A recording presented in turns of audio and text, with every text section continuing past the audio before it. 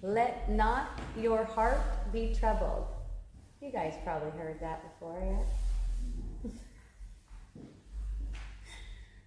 So whenever your heart is troubled, it's only a sign that you're thinking in opposition to what God's will is for you. To be at peace. To be fully at peace. So if your heart is troubled in any way about anything, it doesn't matter. You just had a fight with a person, you just got a bill you didn't like, you got the perception that someone doesn't like you, got a speeding ticket. It's all an opportunity. Those are all opportunities. It's not bad that you feel troubled. That's not the issue. It's not bad that you feel troubled. It's just that feeling troubled is giving you a sign that your mind needs correction. It's like redirect. You need a redirection, a new interpretation. Because whatever the thing is that you're looking at, that you're using to cause you the trouble, it's not there. That thing that seems to be troublesome, even if it's a situation or something physical, maybe you have some kind of a cough, I don't know, maybe you got COVID.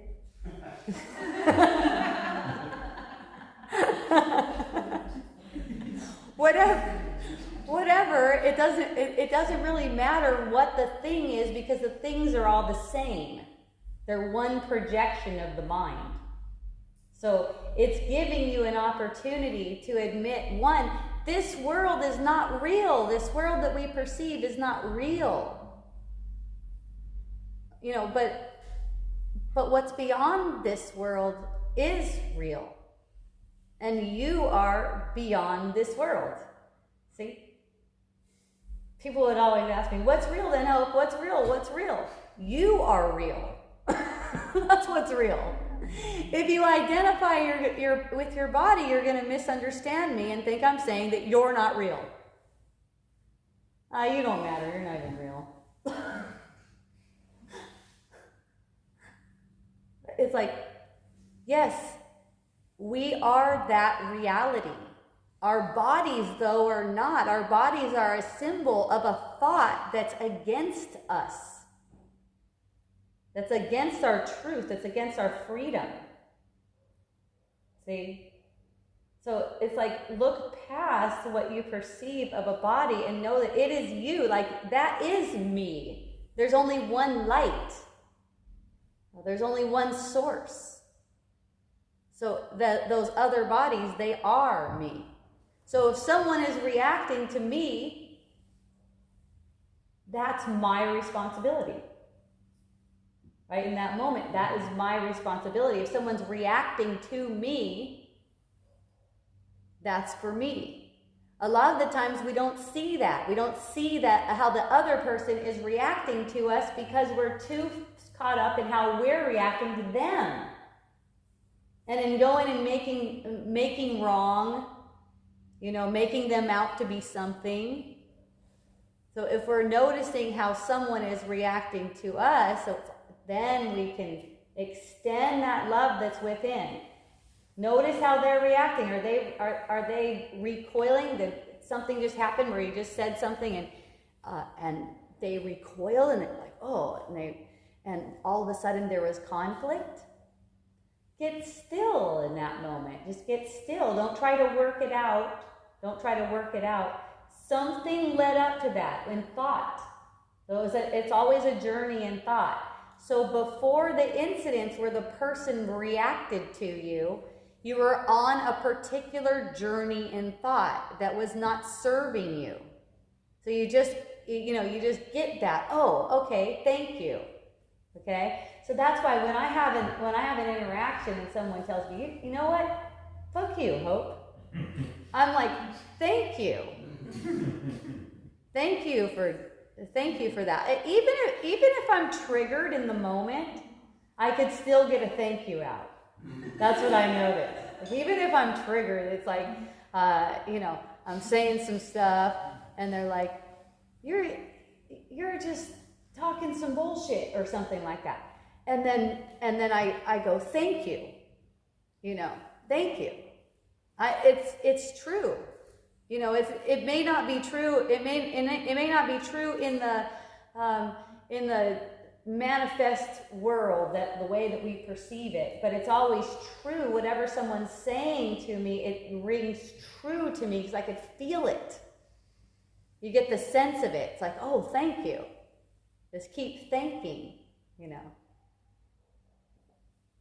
And that's how we start to see through these kinds of patterns, and these patterns, they get healed. See? Like, help me, I need help. Like, whenever we're triggered, we need help. If someone says something to me, you know what, that's your pattern. You have this as a pattern. Thank you. Even if I don't think it's true or whatever, anything like that, thank you. Because there is the words that someone says, we scripted them. We gave them the words to say to us to get that emotional reaction. So it's always a thank you. And in that way, you won't see your conflicted relationships lasting. They won't last conflicted like that. Either the person will be out of your experience, or you'll just have a harmonious relating. See? So people tend to hold on to things in relationship. People tend to hold on to little things that you did in the past and things like that. Or you might be holding something that someone did in the past. And in regular conversation, you'll be having a conversation about something, and all of a sudden it'll trigger this memory. Oh yeah, but you did this to me at this time. If any of you are parents, you're probably pretty familiar with that. And your kids are like in their 30s or whatever.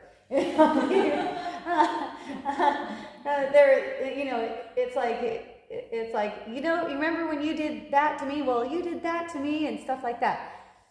That's something that is given to us to heal in the moment. It's like, oh, thank you. Watch the need to try to explain it. Watch the need to try to explain how, well, I was doing the best that I can. I thought I was doing everything for your benefit, I thought I was, and for me, like when someone comes to me with an upset energy like that, maybe not at first, but I come around to, you know what? That was all me. And I told my son, I go, you know what? That was all me. That whole thing was me. I did all of that. He's like, oh no, Mom, don't feel bad for it. I'm like, oh no, it's not like feeling bad or anything. I'm just saying I see it. I'm just saying that I see it. That's all. And, it just let someone open up. It's like, oh, all they wanted was for you to see that it was you. That's all they wanted. They wanted to convince you that it was you. Okay, it was me. I see it. And, like sincerely though. Not, okay, it was me. I don't give a fuck. No, it's not like that. It was all me. I see it, and I only want to be close with you. I only want to be loving with you. I only want to pay attention to you, and I only want to give you whatever it is you're asking me for, because this world isn't real. Because, you see, because the love that we are is what's real, and all anyone wants is that close connection. We want to break through those walls we have between each other. That's all anyone wants. So when the world isn't real, the body isn't real. It's like it's a mental journey. It's all me. You can see it. You can see how the mind is just going on this journey through these different waves of information that are making different waves of energy in the body. And those waves of energy, they're just an interpretation of thought. That's all it is. But the one love, you know how they say one love, the one love that we are has the same interests. There's no separate interests here. We have the same exact interests. So no one's doing anything to us. And the ego can get really tricky. I was so glad when something went down in my own home this week when, my son got really mad at me. And I was like, oh, good, thank you. It's really awesome. Oh, see, the thing is, it's not like the goal is to never have anyone get mad at you. That's not like the goal, okay? The goal is not that. As long as you have a body, apparently, there is no body, but as long as you're perceiving as if you have a body, you can see with some eyes that are not real. You can see other bodies with those. As long as that's going on, you have something to heal. You have some insanity to resolve. So it's like, that's why it's like, thank you. I know the outcome already. I know the outcome. It's all love. It's all appreciation. See? I already know the outcome. So I can say, thank you. And then, after thank you, it's like watching. Just watching. Not trying to make any choices because there's no choices to be made. It's a mental trip. It's not a physical trip. The physical is mental. The physical is a projection of what you mentally thought before. Okay? And check this out. This is one part that's really interesting too. You're not actually thinking. Okay? That makes language a little bit difficult if you're always going to be like totally truthful about it. You're not actually thinking. Thoughts are offered to you, and you decide whether, this is the choice that you're making, you decide whether they're meaningful or not. You decide whether they're meaningful. Thoughts are occurring to you so fast. They're so quick, and so often they're just allowed to just go on and be followed, and just like they'll be thinking, And at any moment, like to start out, if you're not noticing all the thoughts that are coming, to start out, just notice when you feel upset and then look at them. Because you made yourself upset. You got yourself to upset. You got yourself over to upset. You're having a down day or anything like that. You got yourself there in giving meaning to these thoughts that are malevolent thoughts. Okay, there's lots of them. They have a really huge range. Any thought about the body? Any thought about the body? Oh, what am I going to do? How am I going to lose weight? What am I going to do about this? Oh my God, my hair.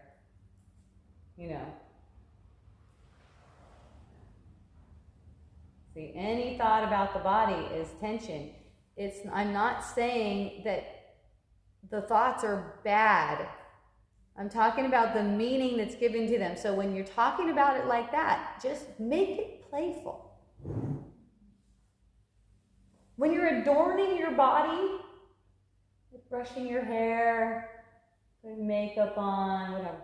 When you're adorning your body, it's like you're trying to make something look like it's not a setup. The body's a setup. It's a setup for a self-attack. That's all it is. It's funny. That's what I mean. Like, just be light with it. And if you think you look shitty today, it's funny.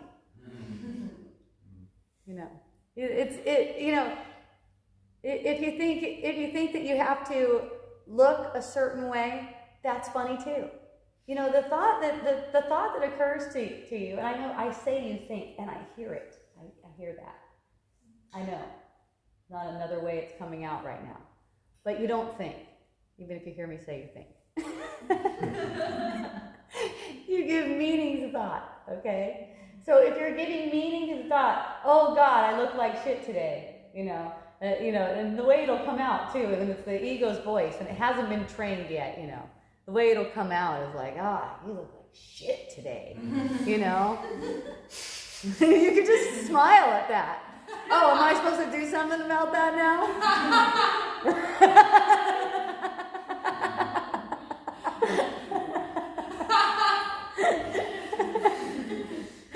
And it's the funniest thing. I've been looking in the mirror my whole life. I've been looking in the mirror. Like, I just get naked and pull up on, and like stand there and pose and looking in the mirror. Sometimes I look freaking awesome. I'm like, that's great.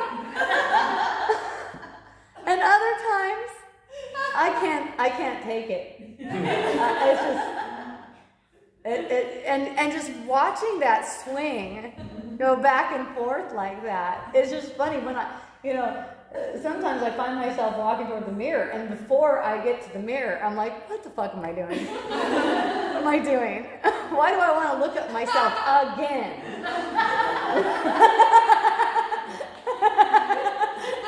Like, unless I got something in my teeth or something. Why do I want to go and look at myself again? Go flex.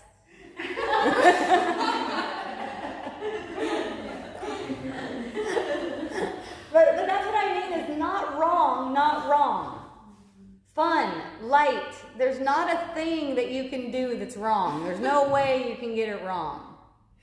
There's light. It's a mental journey. The mental's projecting the physical. So there's a mental journey. So I must have these thoughts that it's important that I look a certain way. I must think that it's important that I look a certain way. And because of that thought that I think it's important that I look a certain way, you know what? I'll get so bummed out about the way I look sometimes.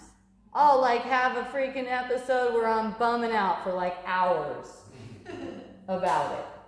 And see, the thing to see in something like that is that's just idolizing something that's not real. That's what I mean by the world is not real. So it's like in an instant, even if I find myself in a bummer state, once the light comes through, once there's right. I forgot. I don't give a shit what my body looks like. And now I feel so much better. It's just like instantly, it's like these energies, they just grip. You know, they just grip you. It's like, but you can instantly feel better. And that's basically what I'm saying. That's the will of God for you, to feel better, to get relief. To get relief from that pressure, like something's wrong with me, or something's wrong with the world, or something's wrong with my kid, or something like that. See? I'm always like, nothing's wrong. Like, as soon as it seems like something's wrong, I'm like, I'm sure nothing's wrong. You know, people will tell me something's wrong with them. I'm sure nothing is wrong with you. One of my friends was like, Hope, you know what? Now I have this mental disorder. It's actually like they can see it in my brain, okay? I'm going crazy. I'm like, nothing's wrong with your brain. Nothing's wrong with you. So she's in there, she's getting all the experiments and everything. They're doing all the things. She's taking all the drugs and everything. And then one day she just decided, you know what, Hope's right. Nothing's wrong with me. Fuck it. And she's fine. It's all the same. She's the same broad. It's like not any different.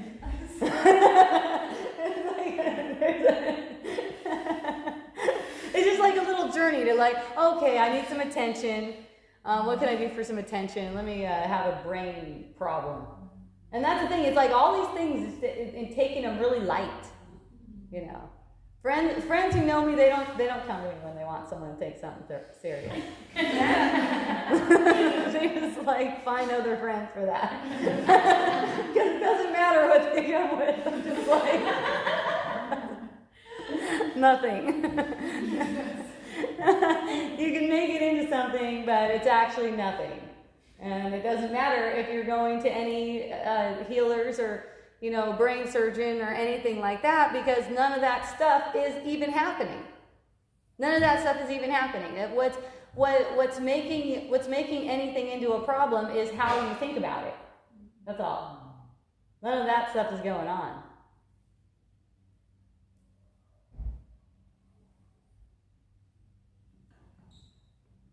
People will tell me, this person, did you know this person died? Yes, I do know that they died. And there's this sense of there's a sadness because they died. And it's like, that's not a real death. That's not really a death. It's like an exit from the stage.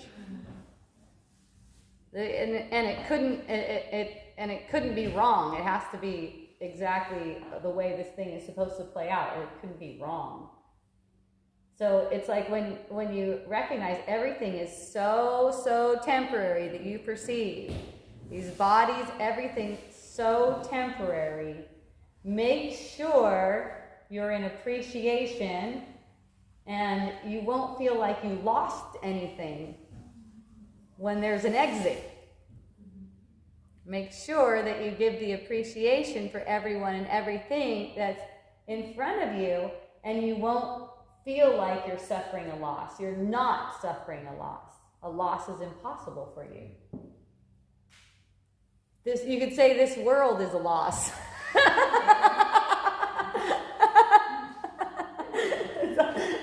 It's already a loss, so anything that seems like a loss within it, it's all the same.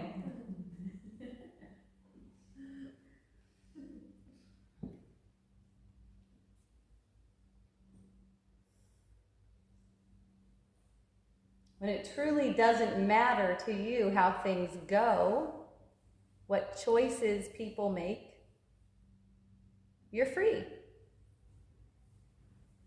You're totally free. And, free is healthy. For freedom and healthy, they go together. Right? You don't have to worry about what you're eating or how you're exercising or anything like that. If you're free, you're healthy. That's it. The body's a projection of the mind.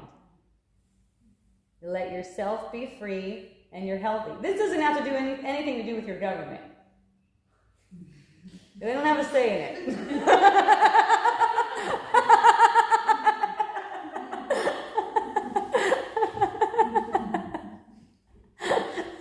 They don't actually have any say in it. So they pretend to, and that's, basically having given them power, it's time to reclaim the power. That's all. So what I'm talking about is in the moment where you have a perception that there is any kind of oppression on you or any kind of authority outside of yourself. Okay? Policeman, judge, anything like that. The law, COVID order. It has no authority over you whatsoever. None. So in recognizing that there is no authority outside of yourself, you're already free. Your mind is free. Okay? You don't have a choice in what you say or do around those people. Around people who think that they have authority. They give meaning to that thought, that they have authority. And if you get the sense that they have authority, that means that you're getting an opportunity to heal that. It's basically just a wound. It's just like a mental wound. And the government that we have manifested, you can say, the government that we have manifested is nothing. It's completely undone as soon as there's willingness to heal that wound that thinks there's an authority outside of ourselves. Giving no meaning to that thought will make it meaningless. When the thought is meaningless, there is no perceived oppression. See? So it comes from our mind. And you don't need other people on board with you. You don't need anyone to jump on the bandwagon with you. It's not necessary. That's really the people jumping on the bandwagon with you. It's just a manifestation. That's a manifestation. That's all. You don't have to focus on the manifestation. You focus on allowing the freedom for yourself to know the freedom that you are right now. Your knowing of that is all it takes. Okay? That is how the mind heals, because through all of your relatings, you're always putting off an energy, so to speak. Okay? It's like there's only one mind. Okay? And it's like we're putting off this energy, this emotional, thinking kind of energy. When thoughts are in alignment with what's true, and you're feeling really free, and you're around someone who's feeling less free, it uplifts them. See? It's like an opportunity. I'm talking about feeling that now. I'm not talking about saying something. It is not necessary for anyone, to convince a family member, for instance, not to take a vaccine. It's not necessary. See? All it is that peace and freedom within yourself, and knowing that everything is nothing. And only love is real. Seeing beyond what we perceive on the surface and getting to what it is that we really want, we all really want. It's a common goal. To restore our mind to sanity. And it is kind of like we're holding each other's hands, walking each other's home. So it's like when I feel upset, I need help. And I ask for it. I just ask for it within myself. That's the thing. It's like you have everything within yourself. You need a guide, ask for that within yourself. And you don't need to look for something in the world, although you may perceive a guide in the world. But it still came from you. See? So it doesn't have to be manifest in any kind of physical form to get that help. I need help. Whenever I'm triggered, I need help. See? It's not time to do something. It's not time to try to work that out. It's like, oh my goodness, right now I need help.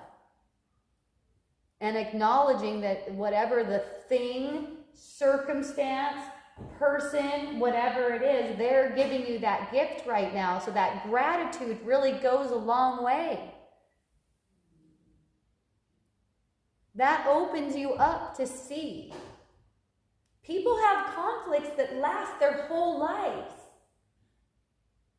I see that. The normal, conventional way to be married is to be really sour towards each other. Like as you go on, you just get really sour towards each other. Just like kind of like saying mean things or whatever. And it's like, you don't have to accept that for yourself. You deserve way better than that. And that's not saying to leave your partner. I'm not talking about that. Because you don't have a choice in that. Whether you leave your partner or not, it doesn't matter. You just keep playing the same patterns over and over again. But what I mean is, let there be a softness. Sometimes people joke. One of my family members said a joke, and I didn't think it was funny at all. It didn't sound like a joke. It sounded like he was suffering. And he goes, it was just a joke. And I go, there's a lot of truth in jokes. A lot of truth in jokes. So, and then it's kind of like, I just don't accept that for myself. So I don't get like, oh, how am I going to get them back? That's the normal way to do it. How am I going to get them back? Next time I'll say something that's just kind of mean. It pokes at him next time. Pokes at his shortcomings.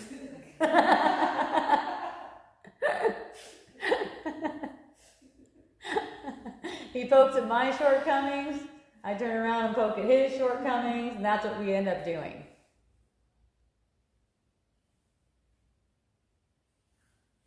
But it's like, it's for me, it's like, hey, are you okay? It's not like, how dare you say that about me? Are you okay? And that kind of lightens the energy. Because that's hard. All it takes is a change in perspective, and that can come at any moment where it's being allowed. So it's like welcoming it. And that's what that help me. Oh, help me. I need help. Like ask in the spirit. Oh, shoot, I'm upset. I need help. But you know, what goes on is, oh, I feel upset. I need to do this, and this, and this while I'm upset. And all that is giving that thought meaning. See, because as soon as you get triggered, you're going to get a really loud directive from the ego. It might even prompt your body to move, and you might, and then you realize, oh, it's just the ego. Settle down. Nothing's happening.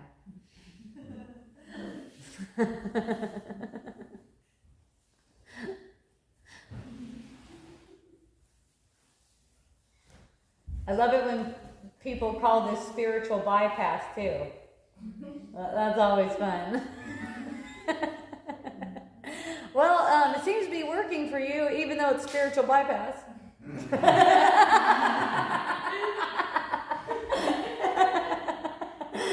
Well, at least it's working for me. That's good.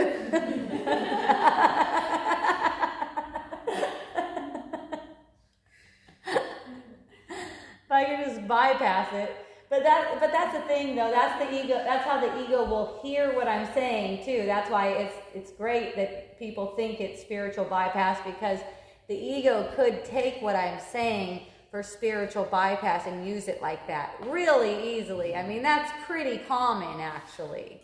You know, it's like, oh, it's all me. Oh, you don't matter. Then they wonder why their relationships are all messed up. That person's not talking to me. That person's not talking to me. They're not talking to me anymore. Sent my kid to military school. I actually had that experience.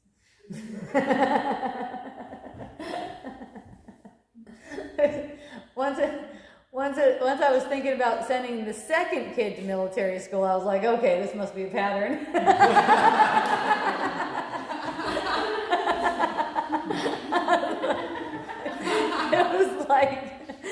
It was like 10 years later, you know, that they're really spaced out. So I was like, okay, I'm getting thoughts to send him to military school now. Okay, this has definitely got to be a pattern. I can't take it. I got to get out of here. This is too much. They're going to kill someone.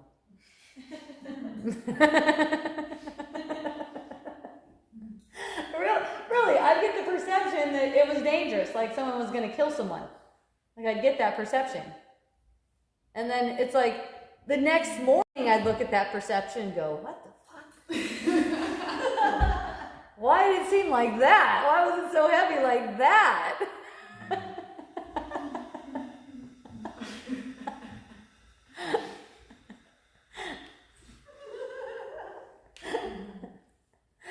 I also got the perception that I needed to kill someone too, you know, not just that. So it's like it's all the same, you know.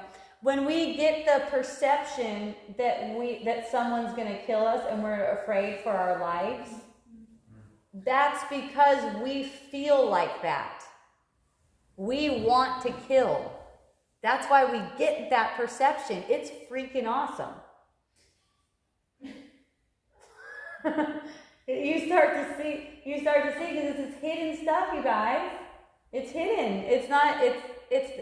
It's revealed through the perception that you're having.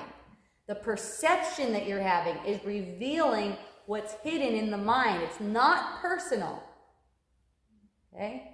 So it's like, if you're in fear for your life, if you have an experience where you feel like you're in fear for your life, immediately, oh, that's just me. Everything's okay.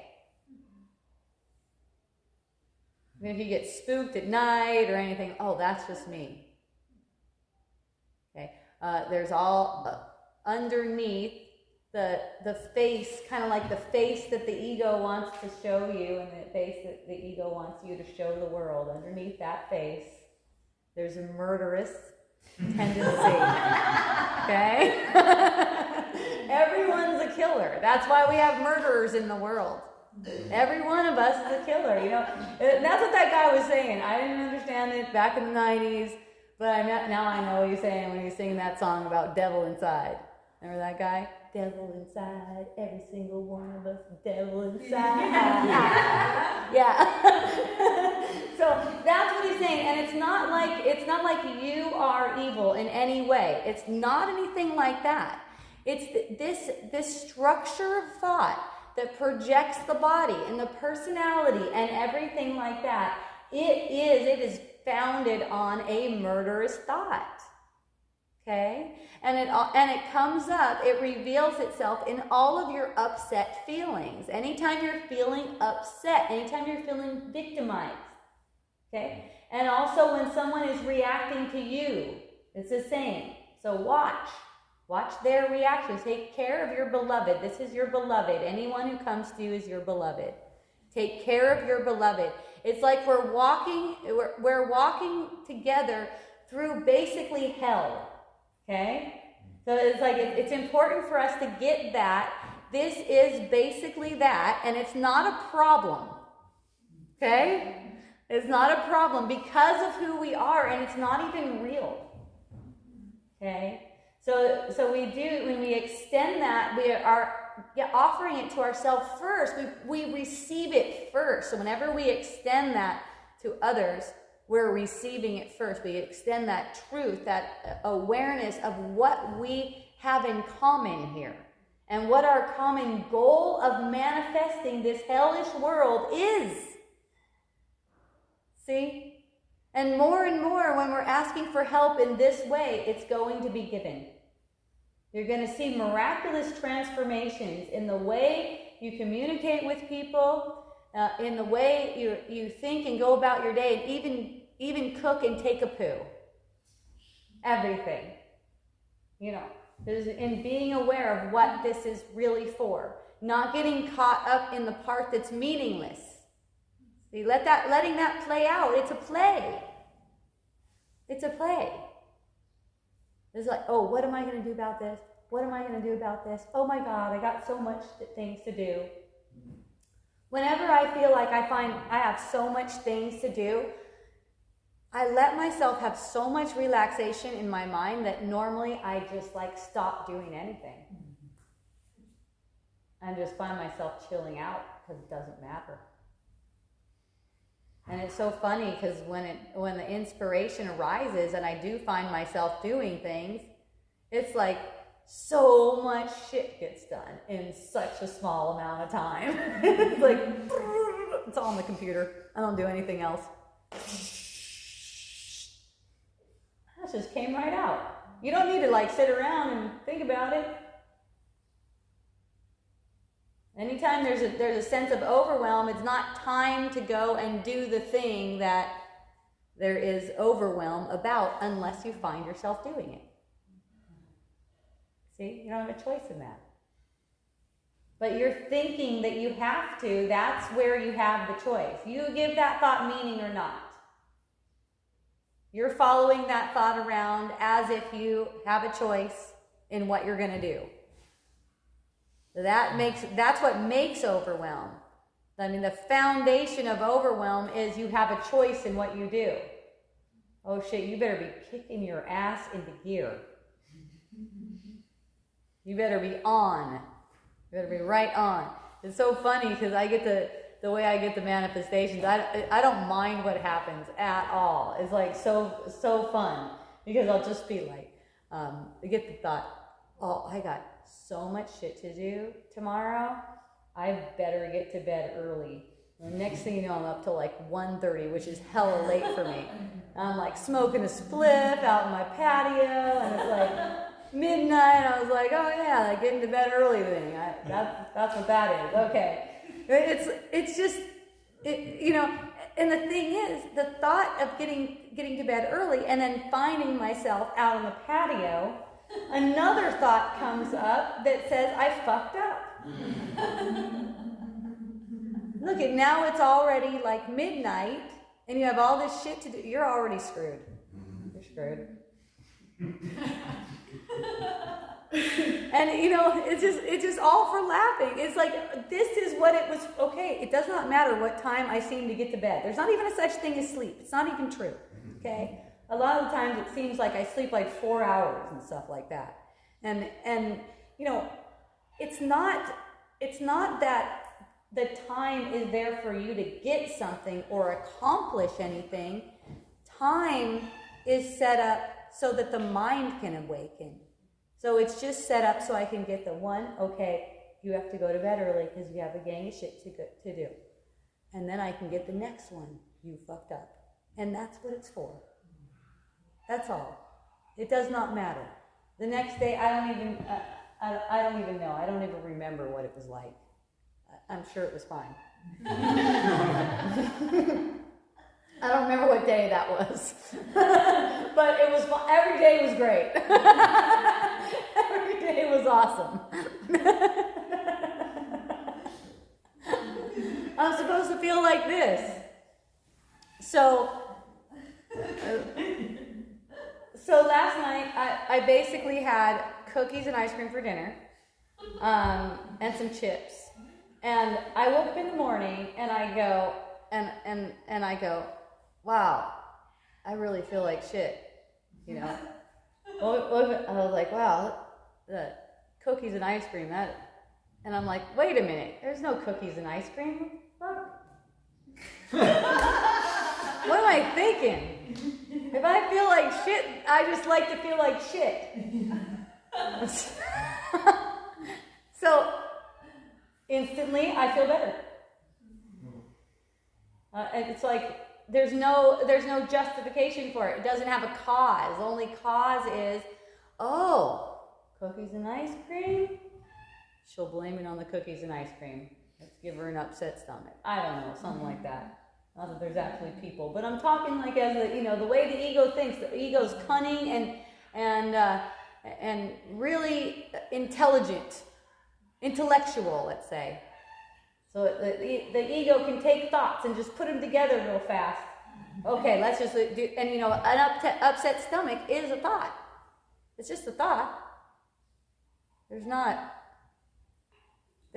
a thing in the world that can cause an effect on the body.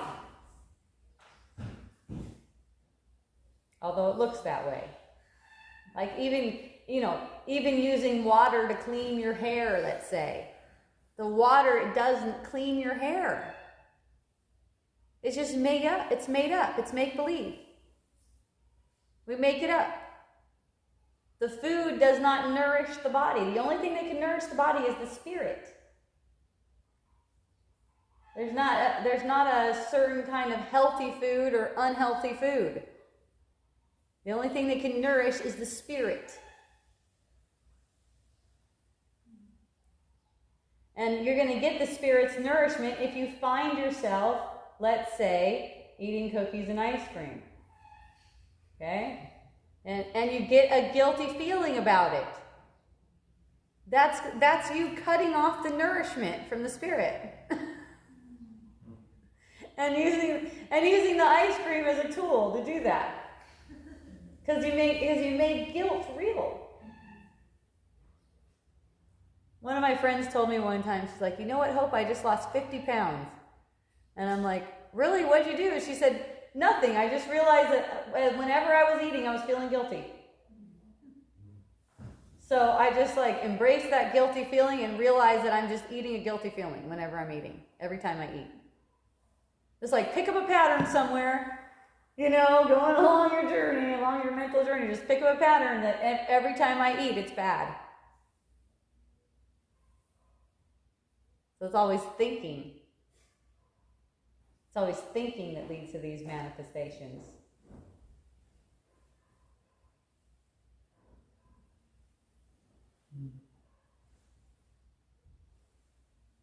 And it will end in, through thinking as well.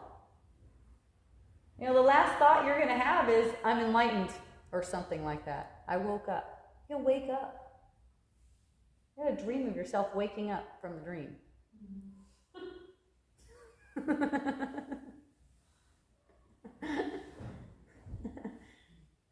So there's no time to waste. I mean, why would you? I mean, why not use all the time for awakening? Instead of use it to try to get something in a meaningless world. And I'm only talking about thinking. I'm not talking about doing. You don't have to concern yourself at all with doing. That's all totally taking care of itself. There's nothing you can do to stop it or make it go better. Thinking about it as if you're that one that's doing things, as if you're that one making a choice on what to do, puts pressure on your mind. You could say it lowers the vibration and makes everything have to be efforted by you.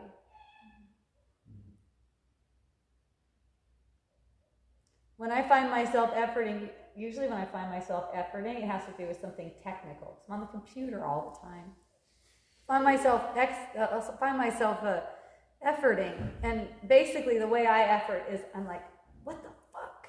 And then I'll notice that right away. It's like, oh, okay, I don't need to even look at that right now.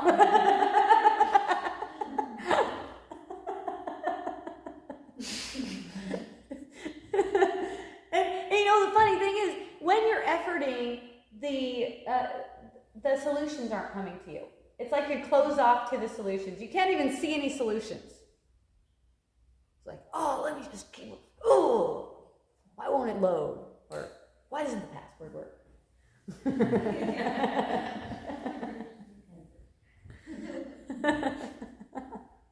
Stupid software. So I know for me, in my experience, as soon as I stop efforting on the thing, it just disappears. It's not a thing. See, whatever it is you're gripping to, like, you know, say I want to get this program installed on my computer, whatever it is that my mind is gripping to, it's so nothing that as soon as I just allow myself to peace, it disappears. And then it comes back again when it needs to come back. It's just, I don't need to hold it. I don't need to hold on to it and make sure I do it. I always do everything at the right time. It's so amazing. And if I think I didn't, I'm wrong. If I think I did it at the wrong time, I'm wrong. If I think I made any kind of mistake or could have done something better, I'm always wrong. See? I'm not afraid to be wrong. And the same, you can say courtesy goes to everyone else. Whatever anyone else does, it's perfect too. Even if it gets a reaction out of me in a moment, like I can be surprised by my reaction. I don't know. You know, it can just like hit you like a freight train and then you're like, there's a reaction. But you know what? That you don't have to hold it. You don't have to stand by it. You don't have to justify it. Like, oh shit, that was just a reaction. Just erase that. That's nothing. Nothing's wrong with what you did. Are you sure? I could tell you're reacting right now. I am reacting, but I'm still sure there's nothing wrong with what you did. See, there's...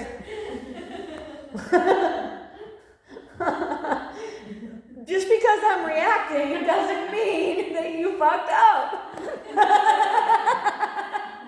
God damn it. No, it is though. It is like that though. Because, you know, you can't help the reacting. You can't help it. Yeah, it's true. You know, like someone will tell me, but I can tell you're reacting. Yes, I am. That's good. Thank you. Still, you haven't done anything wrong. I just punched you in the face and now you're on the ground. You haven't done anything wrong. Someone asked me that the other day. What if they just come up and, because I had someone come to me, a parent and child, and they were having some kind of a conflict, and she was scared of the son. I can relate with that. It's good stuff. And what if he just hits me, and then it's the same. He still didn't do anything. It's just the same. It'll hurt, yeah, probably. And it's still the same. Like if you want to have if you want to have that communion with them, if you want to have that connection, then you have to let it all be the same. Okay, that's the ego's way. The ego's way is health and safety. It means you got to take freedom away. Okay? No, everyone has freedom. That is health and safety. That is freedom. Freedom, health and safety, one thing. That's all the same thing. You can't actually separate them. Okay? It's like an unhealthy relationship is where you deny freedom to a person. Could be a kid.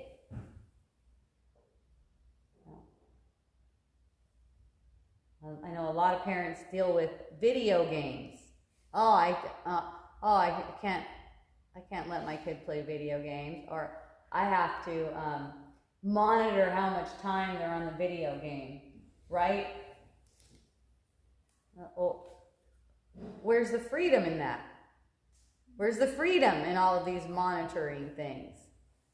That's the way we communicate. Like even here in Pune, I was amazed. I came here unschooling parent, I'm giving my kids complete freedom. They can do whatever they want. They're complete monkeys. Whatever they do. I'm thinking of them swinging from the chandelier or something. But, none of that stuff, it wasn't like that. It's like, you guys are just free. Well, my son did go on the roof when he was 4 and play on the roof. But that's another story.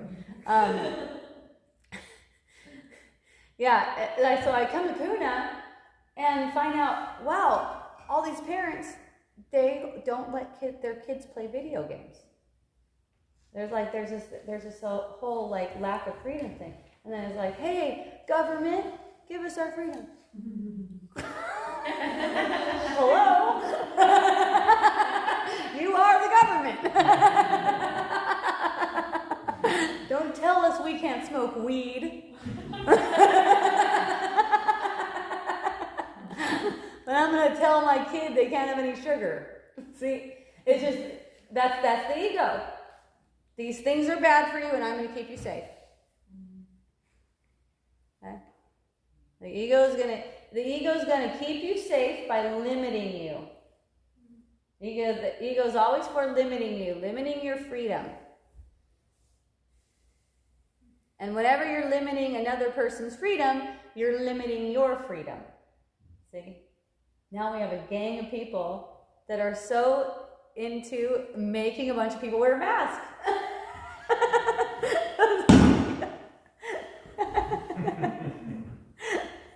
That's freaking great. It's fun. It's fun to see how far the mind will go in one direction, Let's see how far we can take it over here to making people do things.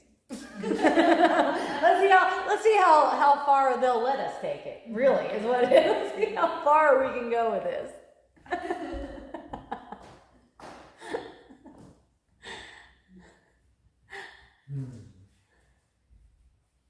We're just playing games. It is a game. One friend told me, there's kind of like a little trick you can do to remind yourself that you're in a game. And it's like, look at something where two lines cross. Somehow that give your mind a tip. You're in a game. You're just playing a game. And it doesn't matter. It's not like a win and lose situation, but it's like a game of finding your freedom again. Finding the light that you are. Finding the truth. It's like hide and seek. It's like, oh, here I am. Hiding behind this image that looks super scary.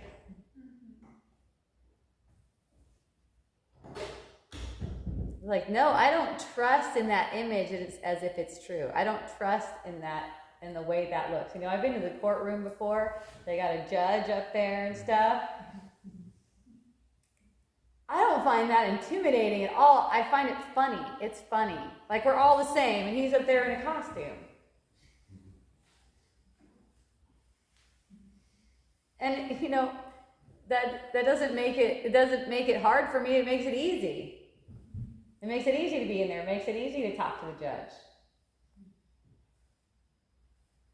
Oh, you want to judge? Okay. Let's do a judge game. Or you're the judge.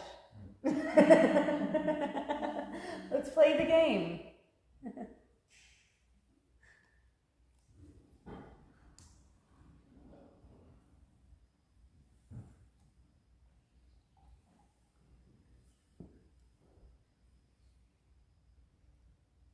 A person once told me when I was younger, you know, you're going to see someday that you need to take things seriously. You need to be concerned about things, you know. When I was young, I was just like so carefree. I was just like, oh yeah, none of that stuff matters. I'm just floating around. I'm here for the beer, so to speak. You know, just playing. And you know, they were right, because at one point I started to take things really seriously. And I didn't even notice. All of a sudden I was down this path and I was taking things really seriously. I didn't even see it happening. I didn't even realize it was going on. And then it's like one day I just go, wow, I led myself here. I can go back the other way now. I made my husband into this thing. I made my kids into the thing. I made my career into a thing. And everything was so much pressure. And that's why I could see why people get the idea to kill themselves and follow through on it.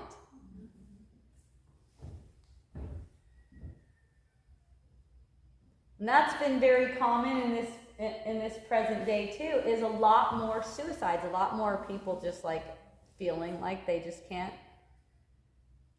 make it, can't keep up with it. You know, people tell me this thought occurs to me that I want to kill myself. What meaning did you give to that thought? I must have given it some meaning, huh? Because it's bothering me. I go, yeah. That's exactly right. These thoughts, they're just errant thoughts, and they're just traveling the mind. You could hear, oh my God, I want to kill myself. And you can smile at it, or you can take it as something. Now you need therapy, you're going insane, you're hearing voices, or you can just smile at it.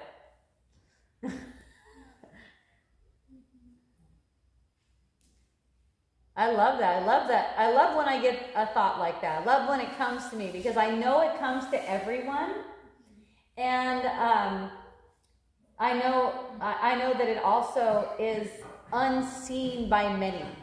Many people don't see this kind of thought. The murderous of yourself or another person. Many people don't see this thought. You know, like my mom told me, no way. No way. And I just said, okay, leave it at that. No way.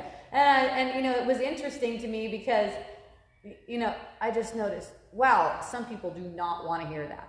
They don't want to know that at all. But it's so helpful, though. That's the thing. It's so helpful because anytime you're reacting, that's that thought. That's that kind of thought. That's what you're reacting to. You're not really reacting to the thing that seems to be outside of yourself. You're reacting to that murderous thought every time you're upset. Like, oh my goodness. When I notice when I'm triggered, all of a sudden everything changes. Like the whole thing it's almost like the whole thing gets dark, and almost like I'm walking down this dark tunnel. It's like just letting myself be aware of that is all that's needed. Just letting myself be aware of that. Oh, that's that thought. Everything comes so bleak, and that's how it is in the illusion. It's like, oh, everything's so sweet. Oh, how nice. My son comes up to me and he tells me I'm the best mom, and thank you for being such a good this and that and this and that. And then another time, you're the worst fucking everything. You know, it's like, this too shall pass. That's the way it goes. It's just like back and forth. But if you're not gripping to it, definitely you get more of the, oh, you're so great, you're so great, you're so great. Right? And then you'll get up. Because when people are not feeling good about themselves, they're looking for something, they're looking for someone to dance with that feeling. They're looking to try to give it away. They can't give it away, but they can get some temporary relief. We can all get this temporary ego relief by putting it on another person. Gosh, I feel so shitty about myself. If only my mom hadn't done whatever when I was 5 or something, then I wouldn't be in this predicament right now. That's ego relief. Because now someone else is guilty for it. You're not. See? Well, that's how the ego gets its temporary relief. But for real relief to take place, there has to be a willingness to see that that's just that thought, that murderous thought that's causing the reaction. The ego wants you to put it on someone else. The ego wants you to make it about someone else. See? Like, I feel upset right now because all my family is going to take both COVID vaccines, you know. Okay, right now, that's it. That's the murderous thought. It's not the COVID vaccine. There's no family. There's nothing like that. There's no people outside of yourself. That's just the murderous thought bringing a reaction to you. See? And what I've seen with this is the lowest amount of activism that I've seen on anything. Okay? What I've seen is, very small amount of people, very few people, lots of people come up to me and tell me that they feel like they want to do something. They really want to do something. The thing is, it seems like such a problem. It seems like such a problem because of the reaction that's coming that there's not much movement. I see people awakening here and there and there and there and there. Oh my gosh, I just feel so inspired. Oh, this is great. I'm so glad this whole COVID thing's happened. I get so much inspiration out of it. And look at how awesome where our visions are now. We're having all kinds of visions for what a perfect atmosphere for us would be. We're having awesome visions. It's like the darker it gets, the more light. See? It's like I couldn't be more grateful for this thing. I'm like, yes. People come up to me and go, yeah, when COVID's over. I'm like, when COVID's over? What are you talking about? It's not going to be over. COVID forever.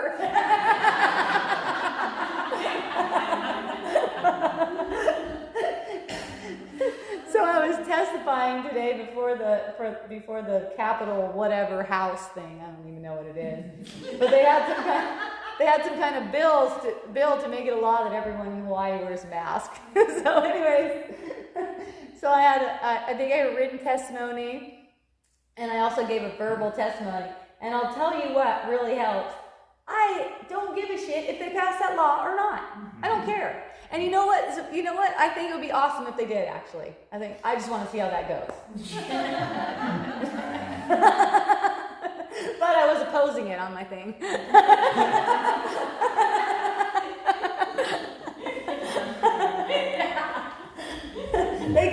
I don't think they could tell that I thought it would be awesome if they did it.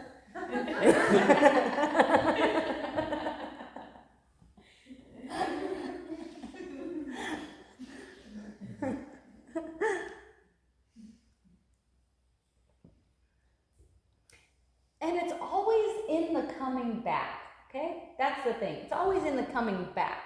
So it's not like you're trying to be perfect, you're all rigid, you're like, I better watch myself, not react and stuff like that. It's always in the coming back. You get the clarity of mind, you come back, you get a gift every time. Look, every time you go into any kind of delusion, you come back with a gift every time. As long as you say so.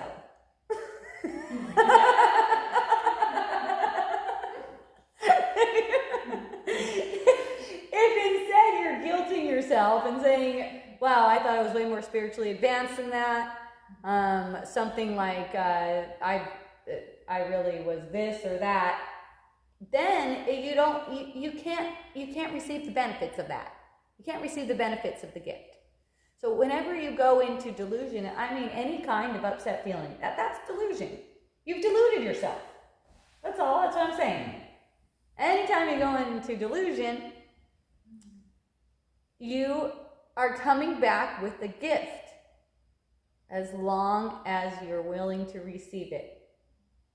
Okay? So it's the willingness.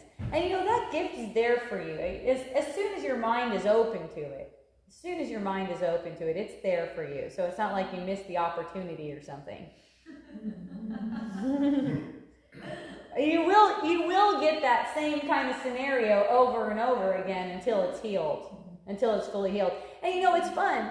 It's fun because I'll see healings in my relationships. I went in my relationships. I dug myself a good hole. It was good. I went all the way to mom's a freaking crazy broad. She's dangerous. Don't get in the car with her alone. She hates us all and wants to leave. Okay, so coming from that, back up. At first, no one trusted me.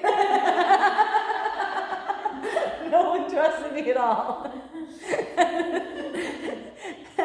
And then I'm like, and I'm just smiling, because I'm like, I know. I was like, oh my gosh, they're going to be so surprised. They're going to be happy. Not yet, I've shown them something else, but not yet. But they're going to be happy. And, I see these huge healings taking place. I see these huge healings, like you can feel it and everything will change and everything. And then there will be another, it's like, and the ego wants to go, oh, I thought that was healed. And it actually was. Everything's been healed. But we're just still imagining it. We're just still imagining things. We're imagining that we want to keep this dream still. We're making it real, and we keep on making it real. So even in the unreal portion of it, it's like it's not coming back the same way again. It's not because your mind is different. Because your mind is different now. So even when it flares up like that, it's nothing. It's nothing like the way it was before you had the bigger, more profound healings. Those are like right at the beginning when, you take a conflicted situation and you go, you know what? I just want to love here. I'm sorry, whatever the words are, doesn't matter. It's a feeling. It's like I know I take all the responsibility for it. And it's not a guilty responsibility at all. It's like, oh, I'm so happy that I can take responsibility for it because it is my responsibility. I want to take all the responsibility for at least for my mind. I don't mind if you take all responsibility too. You can. If you want to, I don't care. But if we have a conflict, I take all responsibility for it. So, that's my mind playing out, and that's the reason why I'm going to take the responsibility for it, because I want to see more. I cannot see more if I'm not taking all the responsibility for it. Okay, I know I led myself here. It always is a journey in thought. All you're doing is leading yourself there in thought. So how are you not 100% responsible? See? For their reactions. And that's why, someone, to answer the hitting you or punching you in the face one, someone punched you in the face, I take responsibility for that too. I don't know. I couldn't see myself filing a lawsuit against someone and said, that guy punched me, now I want him to pay me. Because it wouldn't be worth it. If I'm going to teach my mind that I'm a victim, I could just get punched anytime. I've got no protection. I got zero protection. I could just get punched anytime. I could just be a victim. The thing is, all protection is in the mind. All protection is in thinking. That's why I can't get sick, and I know no one else can get sick. That's another weird thing about being at that meeting that I was on a Zoom call. But you're seeing the people, right? And they're all wearing masks. They're wearing double masks. Yeah, they're because the CDC said something. I'm like, who is the CDC though? Like, did you guys know who the fuck they are? Like, telling you guys what to do. But it's just like, it's like, well, it's like there's this idea that there is this virus that's gonna get you. It's like, really? So this is where this goes. This is interesting. That's a good experiment. This is a good experiment. This is where it goes. This is where it goes to when you think that something outside of yourself can harm you. That's what it gets to. And what's next? What comes next to make people say, it's like when you recognize, oh, I cannot get sick and neither can anyone else. That means if someone gets the vaccine, we know we have a lot of side effects from the vaccine, right? We see all the side effects and stuff like that. People getting Bell's palsy and bullshit like that. The vaccine has no effect, though. The vaccine doesn't have an effect. What has an effect is fear. So when we have the perception, if people are, oh no, they took the vaccine. Acknowledge that the vaccine has no effect. No effect. It's just fear. The fear, when the fear is resolved, people aren't even going to be going for a vaccine because they're not going to have the perception that there's germs that can fucking infect them on other people's bodies. They're not going to have that perception. That's a misperception. It's such a misperception, and it's like it's so trippy to watch the people in the Capitol building.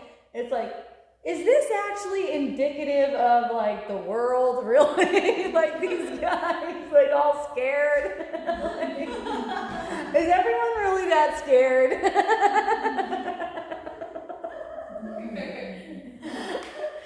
So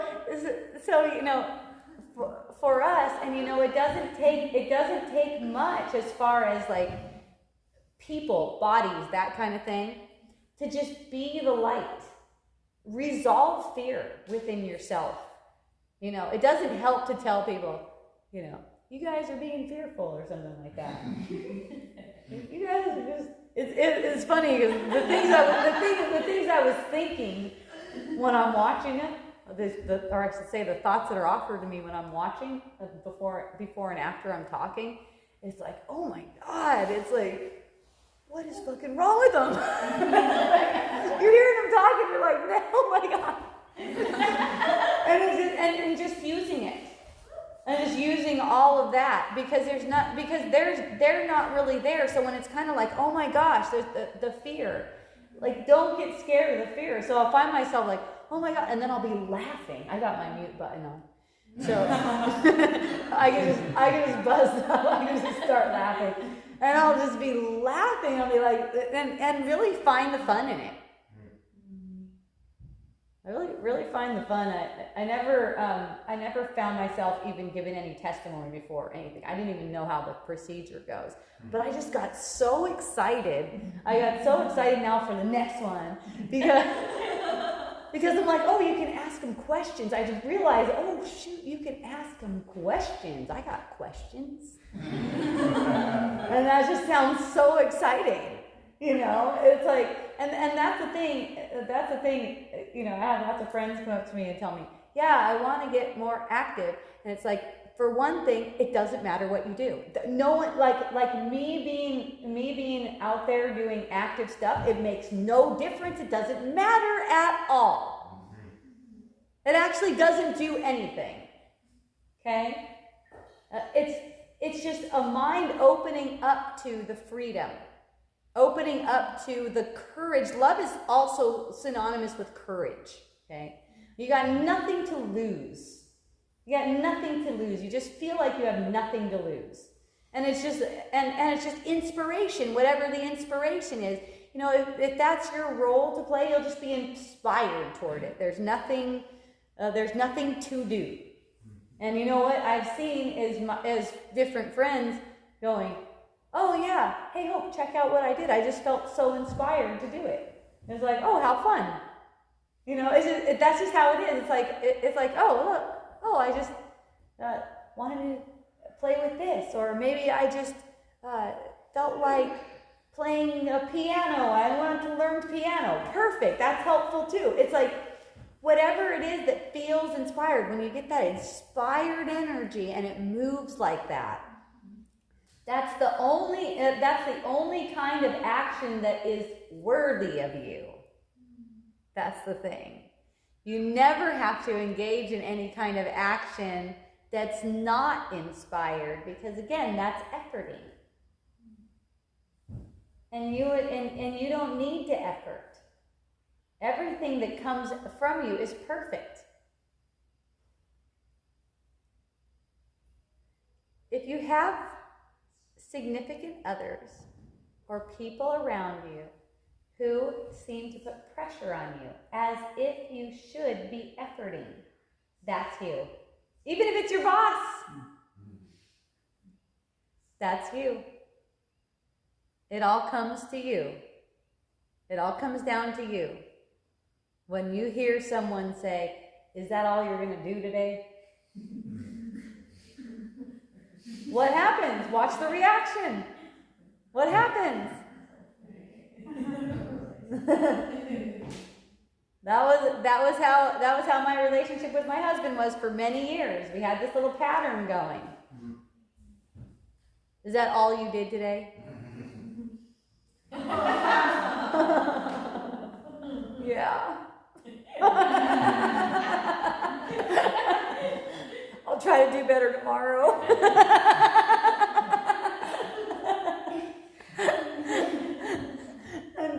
Until I just had to lay there, because I was like, okay, I saw the pattern, and I'm like, I'm just going to lay here. I'm going to lay in bed. And here comes my husband. Is that all you're going to do today? And I get a wave of relief, because I feel the reaction. I get a wave of relief. Yes, honey, I think so. I think that's all I'm going to do today.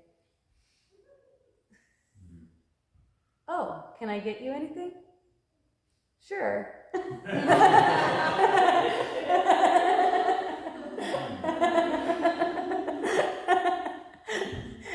It's not the other person. It's not the other person. My daughter had a relationship that's been about maybe 6 or 7 years. And it seemed at one point kind of abusive. Okay, she's talking about getting hit. She's talking about she got hit. Other things, mean talking and whatever, stuff like that. And she just decided one day that she's not into that. That's not her thing. So, same guy. He's great. Talks so nice. No hitting. All sweet. But it's like a shift. It's like you don't just say it, right? You don't just say it. People have tried that before. It doesn't work. But you feel it. You feel this sense of worthiness. You get this sense of worthiness, and it's like, I'm not going to do that. I'm not going to do that anymore. I cannot do that anymore. I'm not able to do that anymore. I'm not going to live like that. Oh. Well, now that you made that clear, let's not do that anymore.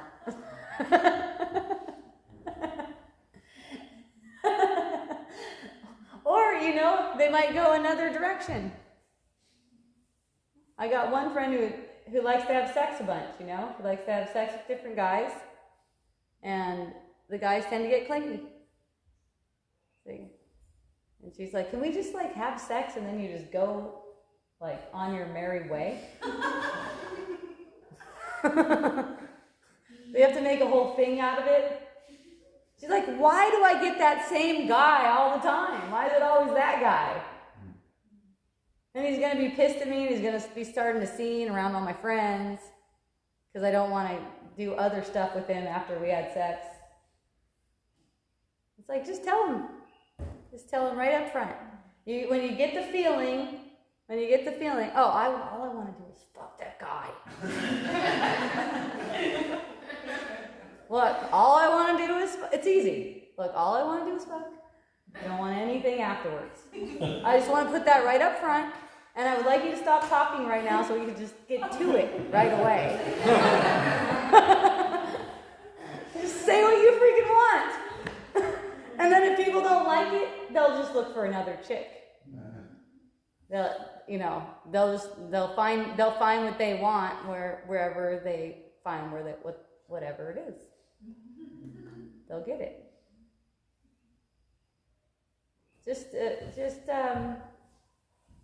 Love is really authentic. It's like, this is what I'm into. And everyone's into different things. It's like, some people like to get to know someone and have like 3 months and make sure they like them enough to, get down like that. And there's not a right or wrong way to do it. My mom told me, Hope, don't forget about that 3-month thing. When you want to fuck, okay? Because if it's meant to be, it's going to be. You're not going to fucking hook a guy by making him wait 3 months.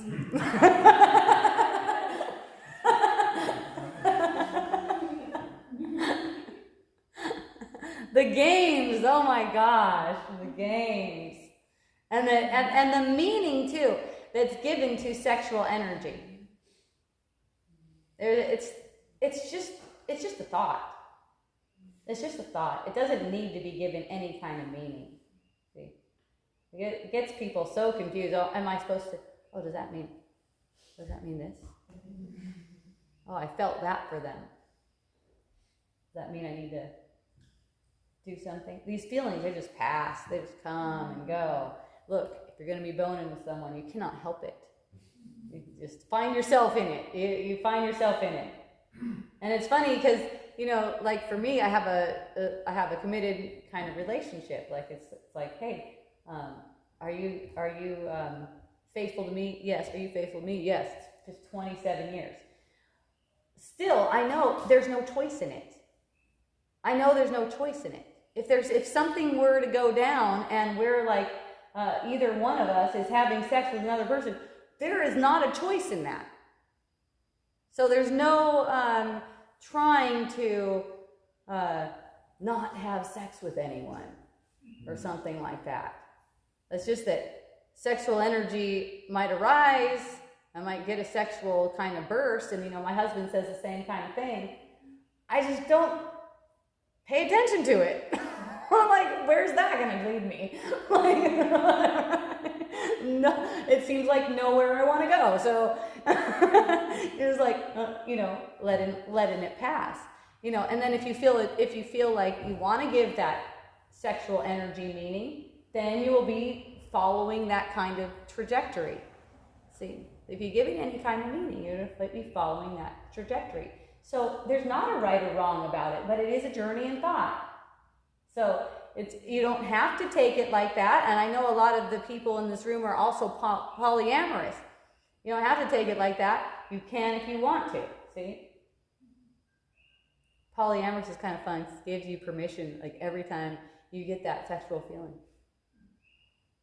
Oh yeah, I could just do that. I'm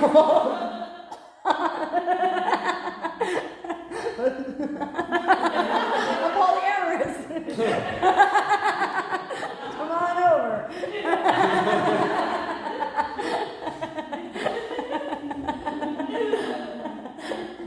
Sounds kind of fun.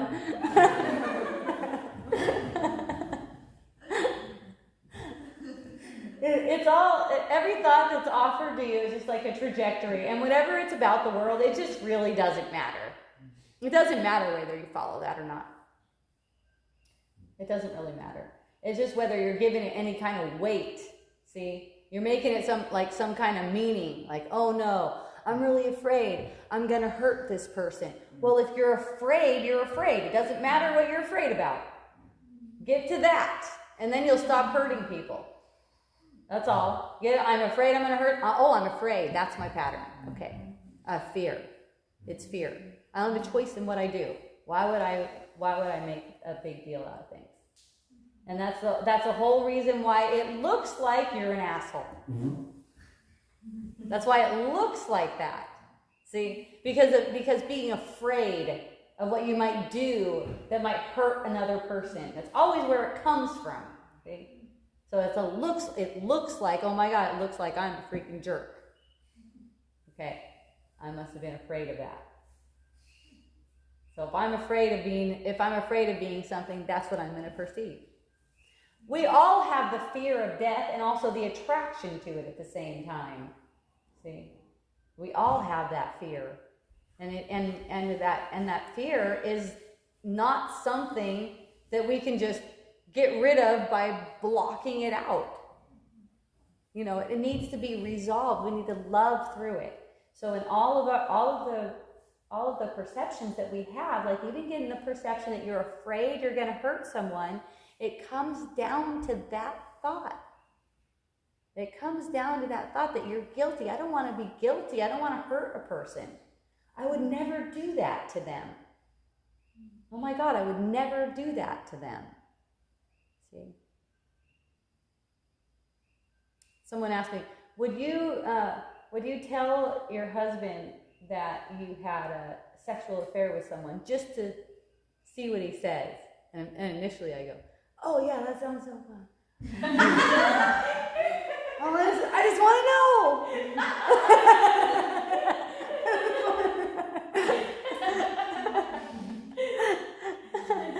And then I was like, nah. That just doesn't feel good to me. And you know, the first thought is, oh, I just can't do that to him. And then I realized, I don't want to go through that. I don't want to go through telling him that. Like,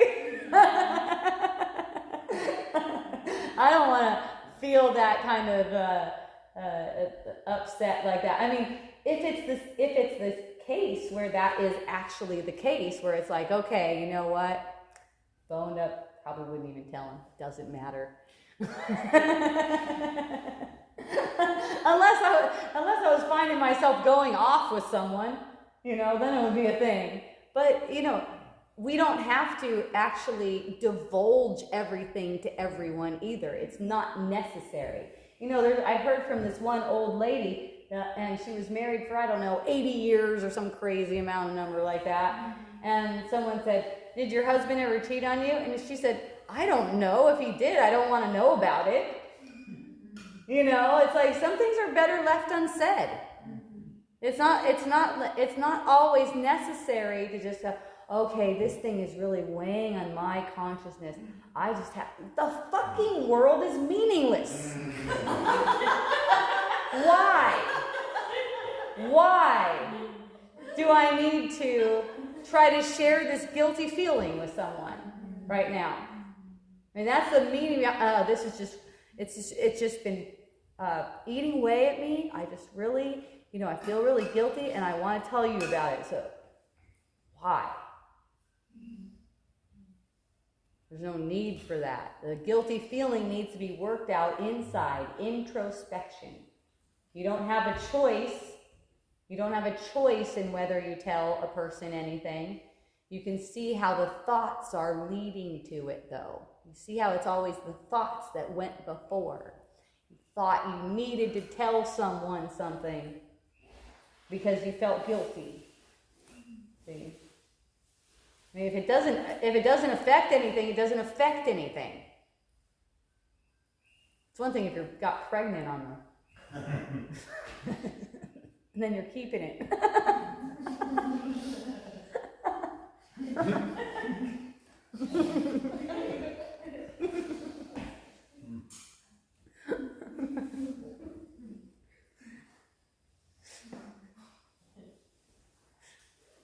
Are you going to be faithful to me forever and ever? That's what we said. That's what we said back in 99. It seems to go that way. It could change at any time. And I'm not looking for it to change. I'm not hoping it'll change. I don't really care. I don't mind if it changes. Because you know why? Because I'm always getting exactly what I need. Whatever it is. That man that's with me right now, that's a perfect man for me. And you know, if he's not the perfect man for me anymore, then he's not going to be right there. He's not going to be there. There's nothing anyone can do about it. Same thing with your kids, the same thing with your friends, the same thing with your banker.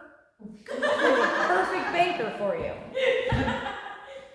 The guy you got when you called tech support, that's your perfect tech support guy, even if he doesn't speak English.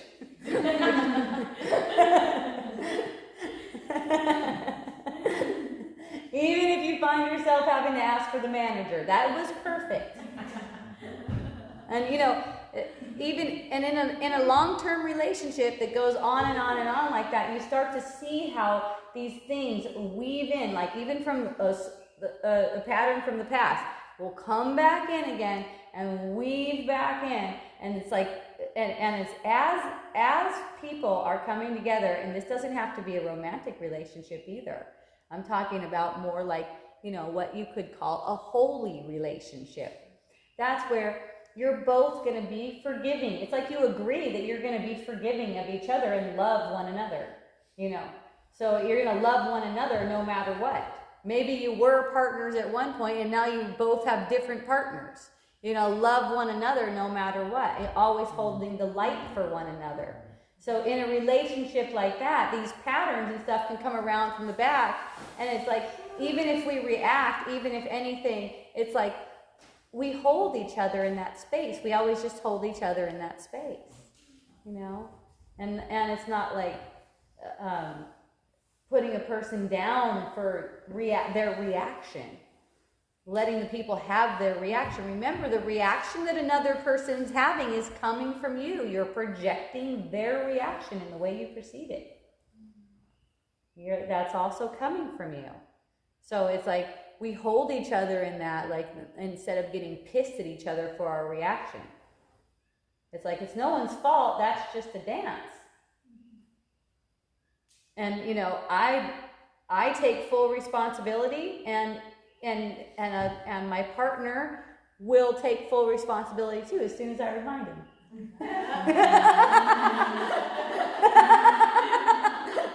Sometimes he has to remind me too, let's be fair. But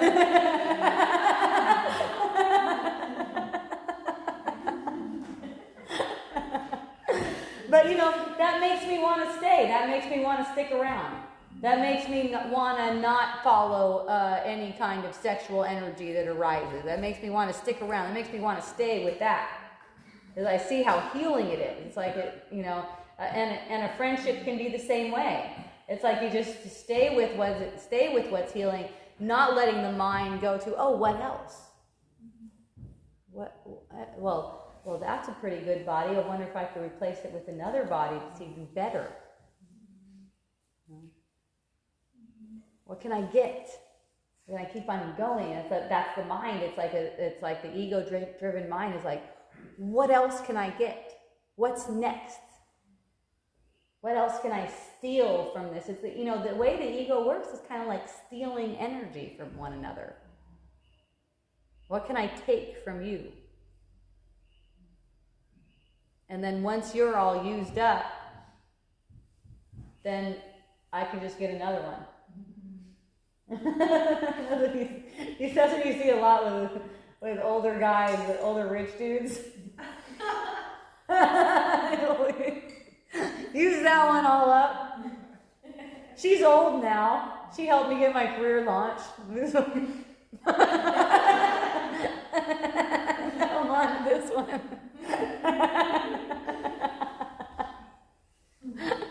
Just put another one into place. Oh, it looks better. It's younger.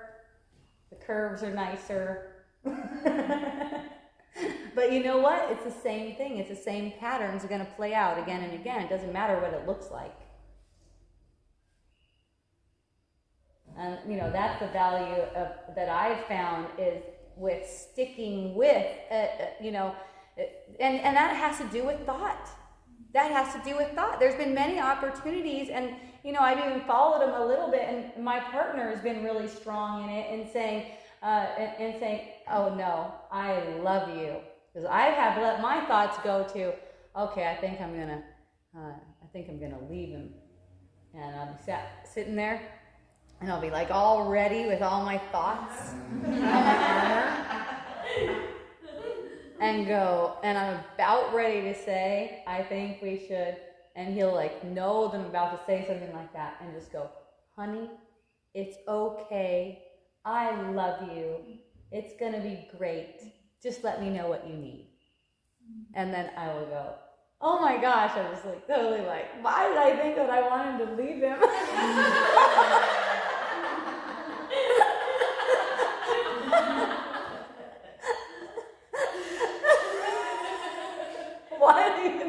It's just a pattern, it's a habit. And he saw that habit early on. And he just didn't buy into it. He didn't believe it. He didn't believe in it. He just goes, I think this is a habit. That you just like get in a fight with someone and then you want to leave them. And he's like, I really love you. I don't want you to leave. I mean, you can leave if you want, but I really love you and I think we can totally work this stuff out. And I'm like, oh, okay. It's like the person just needs to hear something like that. The thing is about jumping around from person to person to person to person to person to person is it's always like starting over with that excitement part. Oh, a new body. Oh, a new body. Ooh, what's this one all about? Well, it's about the same thing as the last one because it's all you.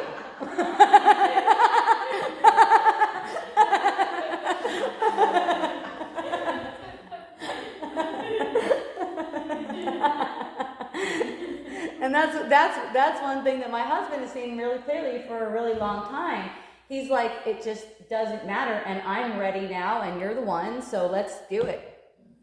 And I'm a lifer on these kinds of things, and let's just go for it. You want to go for it too? I'm like, I'll give it a try.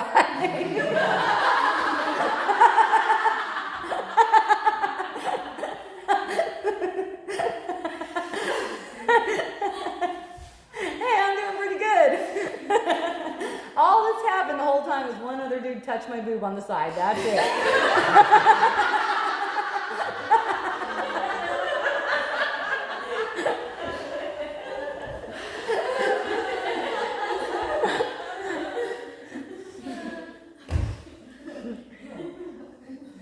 It is, I know it's really fun and it's really funny and it is really true. That the way the ego works, you're going to replace friends, you're going to replace all these different people in your life, thinking of replacing them. They may get replaced, that's not up to you, but in thinking of replacing them, employees too, same thing.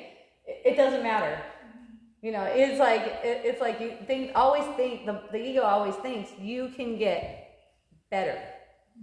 Okay? You can get better. And it doesn't matter what you got, you can get better. And it's true that you're deserving of so much more than what you perceive. When you perceive your relationship to be wrong, you deserve so much more, but it's within that relationship because there's only one relationship. It doesn't change. All it does is prolong. It prolongs it because it takes time for those patterns to come up with a new person. That's why it's like, it's great, go from person to person to person to person, and if you feel driven to go from person to person like that, that's great. You're getting that experience. You need that experience. There's nothing wrong with it. You need that experience going to person to person to person because me just saying it probably isn't going to give you the knowledge of it. Me just saying that probably isn't going to give you the knowledge of it. If you feel like you need to go from person to person to person to person, play it out. Yes, my love. So what about knowing your worth? Like, what if you're in a relationship and they seem, for instance, to keep hitting you or something, and you feel motivated and you feel like you deserve something better? Yeah. What is the question? So, can you get something better?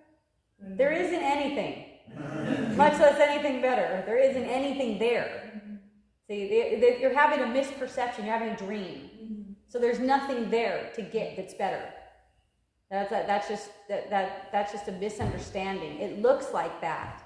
It seems so like that your experiences do appear better, or they become what you think is better. Oh yeah, of course. You can learn from one to another, right? Can you learn something with one relationship and then in the next one adjust? Well, sure, and that's why there's nothing wrong with switching bodies like that. There's nothing wrong with it at all. You can't help it either.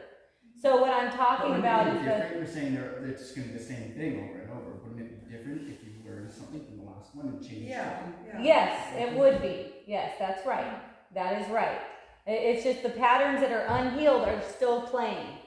They're still playing. It does not matter. So the pattern, whatever the pattern was that made you first think that I want to leave this person, I don't want to be in a relationship with this person, whatever that pattern, so the reason that you'll think I don't want to be in relationship with this person anymore, you don't want to look at that pattern right now. So you're going to get another relationship, and it's going to take a little while, and that pattern's going to come up again. And when the pattern comes up again, you're going to go, I need a new relationship, or you're going to go, I'm going to stay with this person, and I'm going to work through my pattern. That's all. Yeah, it's all in thinking. It's all in thinking. Now, some people have really sour relationships because they're thinking that their partner is so bad, but then they're staying with them anyways. A lot of people who get married are saying, okay, this is for life no matter what, right? So they have that kind of limitation on it. So they're having these patterns come up, and they're just hating on the other person, and it's going really sour, and it's just a hellish relationship. That's what you see a lot in long-term relationships, So it's not like it's any problem to change bodies. The reason for changing bodies much of the time is I don't want to look at that pattern right now. See? And a lot of the times we don't know what that pattern is. It's just like there's something about this person that tells me this. See, for me, I watch the trajectory. So when my mind starts to say something about how my husband isn't good enough, it just starts to make a trajectory like that of thought. I get the feeling for it. I get the feeling because I know I don't have a choice when it comes to which body, if any body, is with me like that in partnership. So I know I don't have a choice, so I don't need to think about it. I don't need to think about if he's the right guy for me. See? I don't have to think about if I got the right banker, or I got the right employee, or I got the right kids. I don't have to think about that. It's like whoever is there, that's the one for me right now. And there's only right now. There's not the future. There's only right now. So whatever it is, that's the one. And people who know my husband, he's like a really great guy, like as far as most people perceive.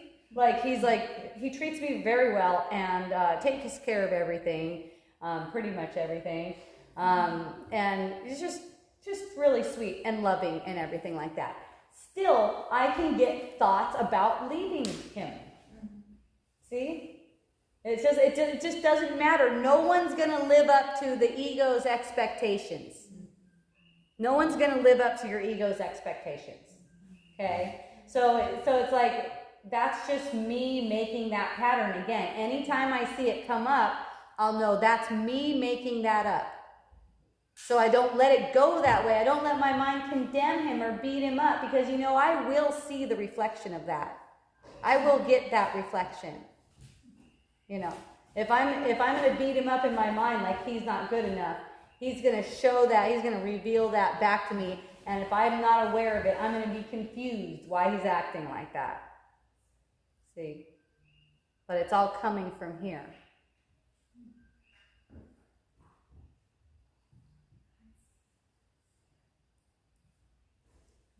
I don't want to stop.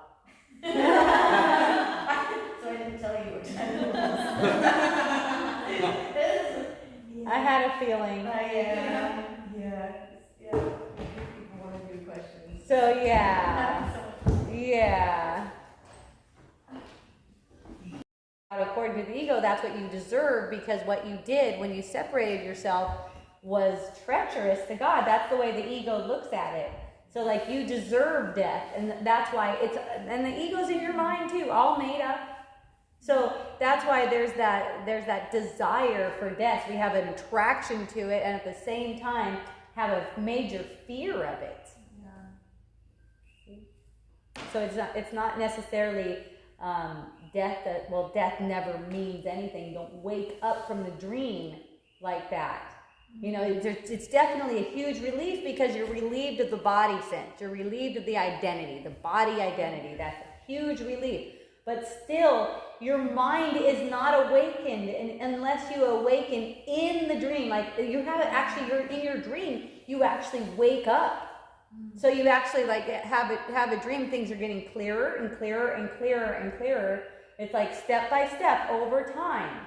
You know, maybe this lifetime, maybe another lifetime, but it's like as you're stepping along this path, things are getting way easier and more beautiful for you.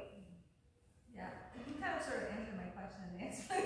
Oh. I was going to ask about like different, because of Course in Miracles talk about like multiple lifetimes. Like if you don't awaken in the dream this time, is there another opportunity? I think so. I don't know. I don't memorize the whole thing, but I'm pretty sure. Yeah, I'm pretty sure it does talk about. Well, it talks about millions of lifetimes. So yeah. You definitely. Well, you know, like I said last time, your success is guaranteed. Right. You know, it's like no matter how long it takes, and how long it takes is up to you. And, you know, and like I recognize that about myself. I could see my mind gripping to worldly things. I see why I still see a body and I still see other bodies. I see my mind gripping to other things. It's okay. It's okay. You just watch, and as the particulars of your life play out, you get these opportunities for healing, and as you go like that, everything gets easier and everything gets more graceful, and your relationships flow smoother. You get to be more authentic too. That's always fun.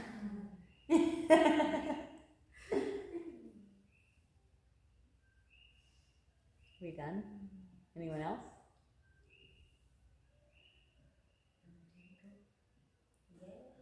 Hooray, everyone!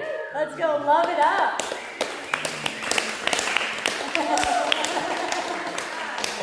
Yay. Thank you. I love it. If you guys want to stick around here, we're about to play a song for us. We got that up next. Yep. And then Amanda cooked an amazing dinner that she brought.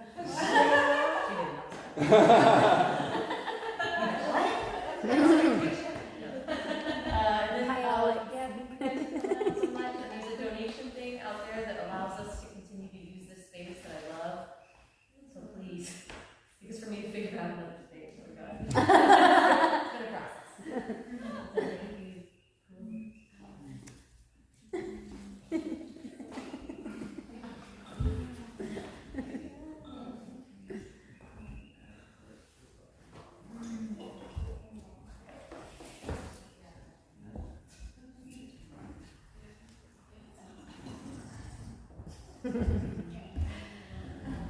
Come on.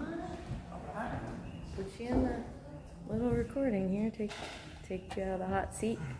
Put you in the hot seat. It is kind of I warm. figured it was. Yeah. That's good. I could tell other people were cold. I'm usually the one that's cold. There you go. Yeah, it's very, really bright.